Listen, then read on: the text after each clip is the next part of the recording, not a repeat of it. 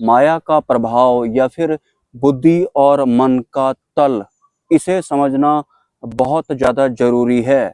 जैसे कुछ दिन पहले मुझे इसी तरह की जगहों में अंधेरे में एक मोबाइल मिला था जो कि रिंग कर रहा था।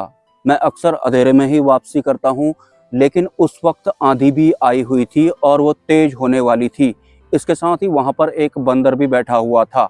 उस वक्त वहाँ पर मेरे अलावा कोई भी नहीं था। उसके बाद मैं उस मोबाइल को उठाता हूँ और उसके बाद 10 से 11 या 12 बजे के बीच में 3 दिन तक लगातार मैं आईपीएल के मैच देखता हूँ। उसके बाद रोज़ उसे अपने साथ में लेकर आता हूँ, क्योंकि मुझे पता था कि ये 5-6 लोग जो जॉगिंग करते हैं ये उनमें से किसी एक का है। लेकिन सीखने वाली या फिर सम्मान वाली बात यहाँ पर ये नहीं है। मुझे चालू हालत में एक अच्छा खासा मोबाइल मिलता है और मैं उसे वापस कर देता हूँ। ये कोई सीखने वाली बात नहीं है। इसमें ज़्यादा से ज़्यादा आपको सम्मान जैसा लगा होगा। लेकिन जिनका वो मोबाइल था वो तो माया के अधीन में थे और मोबाइल गुम हो जाने की वजह से वो बहुत ज़्यादा परेशान भी थे कि एक आम इंसान जो होता है उनकी वस्तुओं में या फिर रिश्तों में ही आसक्ति होती है। ये समझने वाली बात है कि जब एक इंसान को उसकी खोई हुई वस्तु वापस मिल जाती है तो फिर उसे किस तरह की माया वाली खुशी मिलती है जो कि टेम्परेरी होती है। और जब एक सांसारिक इंसान को उसकी माया वाली जो वस्तु होती है जो वो वापस मिल जाती है तो जिसने उसे वो वापस की होती है वो उसे सम्मान की नज़र से देखने लगता है, माया वाले सम्मान की नज़र से देखने लगता है, जो कम से कम मुझे तो नहीं चाहिए होता है। कल्पना कीजिए आपका मोबाइल फ़ोन या फिर आपकी कोई वस्तु खो गई हो। के खोने से आप बहुत ज़्यादा परेशान हो सकता है वो बहुत कीमती रही होगी, लेकिन उसके बाद वो आपको अगर वापस मिल जाती है तो उस वक्त आपको कैसा फील होता है? माया वाला सुख फील होता है या नहीं? आपको जिसने आपको वो वापस किया है उसके प्रति सम्मान जैसा होता है नहीं आपके भीतर में? बुद्धि और मन के तल को मैं समझाने की कोशिश कर रहा हूँ वो पुराना वाला एग्जाम्पल दे करके। सब नहीं हुआ होता तो भी वो बुद्धि और मन के तल में ही रहने वाले थे, मतलब माया के अधीन ही वो रहने वाले थे। वास्तविक सत्य से या फिर मुक्ति मोक्ष से या फिर वास्तविक परमात्मा से एक सांसारिक इंसान को भले ही वो साधक क्यों ना कहते हों अपने आप को, भले ही वो पूजा पाठ क्यों ना करते हों, वास्तविक सत्य की ओर बढ़ने वाला एक आम इंसान होता नहीं है। उसे कुछ पता ही नहीं होता है, वो माया के तल में होता है, वो बेहोश होता है। माया वाली वस्तु खो जाती है तो वो दुखी हो जाता है, वो दुख भी माया वाला होता है। माया वाली वस्तु वापस आ जाती है तो वो खुश हो जाता है, वो खुशी भी उसकी माया वाली होती है। अब महसूस करने की कोशिश कीजिए इस माया वाले तल को या फिर बुद्धि और मन वाले तल को। मैंने नोटिस किया था जब उन महानुभाव को मैंने उनका मोबाइल वापस किया था, उनके भीतर एक किस तरह की तृप्ति हुई थी मैंने महसूस किया था। हालांकि वो लाइव वीडियो में मैंने ये सब बनाया था, लेकिन मैंने ये महसूस किया था। सिर्फ वो ही नहीं, उनके परिवार के जितने भी मेंबर होंगे, ये हर इंसान पर लागू होता है जो एक सांसारिक होता है। सब भी ऐसे ही होते हैं, वस्तुओं में ही दबे हुए होते हैं एक आम इंसान जो होते हैं, या फिर माया वाले सुखों में ही वो उलझे हुए होते हैं, माया वाले दुखों में ही वो उलझे हुए होते हैं। और सही भी उनकी नज़र में कौन सा इंसान होता है? जो उनके मन को या फिर उनके ब्रेन को तृप्त कर रहा हो या फिर उनके अहंकार को तृप्त कर रहा हो, उसे वो माया वाला सम्मान देते हैं। सम्मान को लोग बहुत बड़ा समझते हैं। देखिए, माया वाला सुख, माया वाला दुख, माया वाला सम्मान या फिर अपमान, ये सब बुद्धि और मन के तल वाले होते हैं। किस तरह की बेहोशी होती है, और कहाँ ये सब बुद्धि और मन के तल में ही हो रहा है। इसमें बुद्धि और मन ही शामिल हैं, और कहाँ वास्तविक सत्य, कहाँ आपका वास्तविक स्वरूप। जो साधना के क्षेत्र में आते हैं वो इनसे कोई अलग थोड़ी ना होते हैं, वो भी ऐसे ही होते हैं।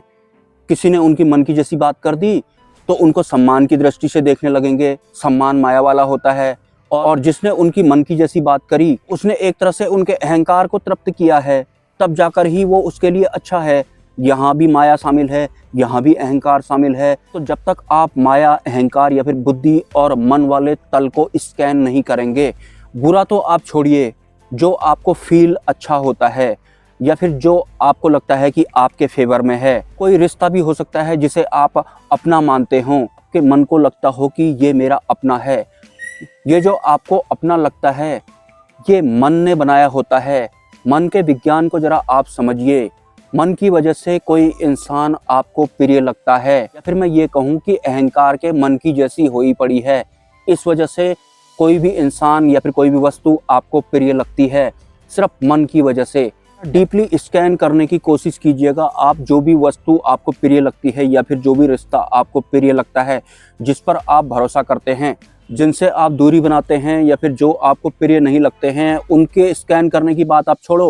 हालांकि वो भी मन का ही काम होता है, लेकिन जो आपको अच्छे लगते हैं वो मन की वजह से लगते हैं। अच्छा बनाने का काम आपके भीतर जो बैठे होते हैं, मन में जो बैठे होते हैं, वो अहंकार के मन की जैसी हुई होती है, तब बैठे होते हैं। आपको जो जो पसंद आता है वो आपको नहीं, आपके मन को पसंद आता है या फिर आपके अहंकार को पसंद आता है। आपके मन या फिर अहंकार को पसंद नहीं आता है, अगर उसकी कोई बुराई करेगा फिर वो आपके अहंकार का दोस्त हो जाएगा। मतलब इस पूरे वक्तव्य में मैं बुद्धि, मन और अहंकार या फिर माया को समझाने की कोशिश कर रहा हूँ, और इतनी आसानी से आप इस मन रूपी सर्प को नहीं समझ पाएंगे। आपको स्कैन करना होगा। जो मुझे अच्छा लगता है उसको अच्छा लगाकर मेरे भीतर बिठाया गया है, और ये एक पूरा प्रोसेस होता है। ऐसे ही नहीं बैठ गए आपके मन में बहुत तरह के इंसान, अच्छे या फिर बुरे, ये दोनों एक ही कैटेगरी के होते हैं।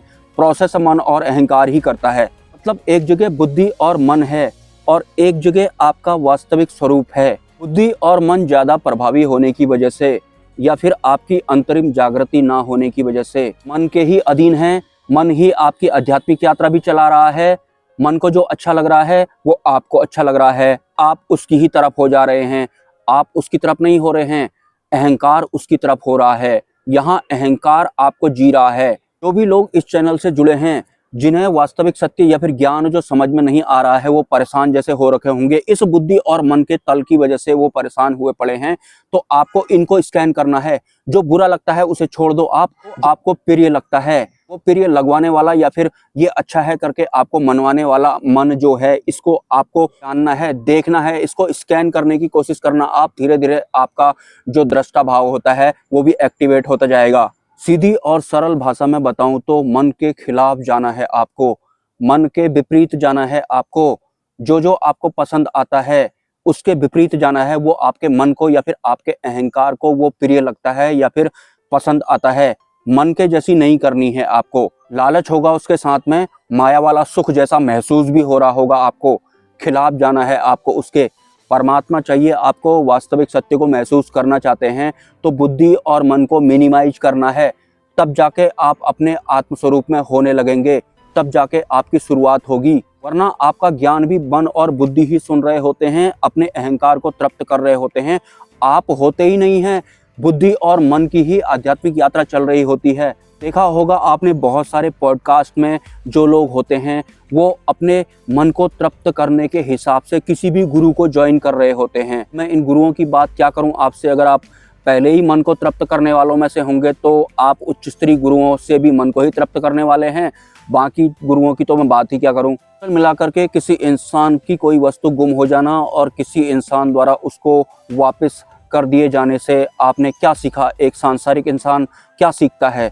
जिसका गुम हुआ था उसे माया वाला खुशी मिल जाता है, और जिसने उसे वापस किया था उसे सम्मान जैसा महसूस होने लगेगा अगर वो जागरूक नहीं होगा तो। और जिसका गुम हुआ था वो भी उसको माया वाला सम्मान जैसा देने लगेगा, या फिर कहेगा कि कोल्ड ड्रिंक पिला दूंगा, या फिर 500 रुपये दे दूंगा, 1000 रुपये दे दूंगा। इतने तक ही होता है। बुद्धि और मन के तल वाला जो होता है ये पूरा का पूरा बेहोशी वाला आवरण होता है। बुद्धि और मन समझ में आ रहा है या नहीं, आप लोगों को आप कमेंट कर सकते हैं। मिलते हैं बुद्धि, मन, माया, अहंकार के किसी नए चैप्टर में। नमस्कार। Silent scan. Silent scan.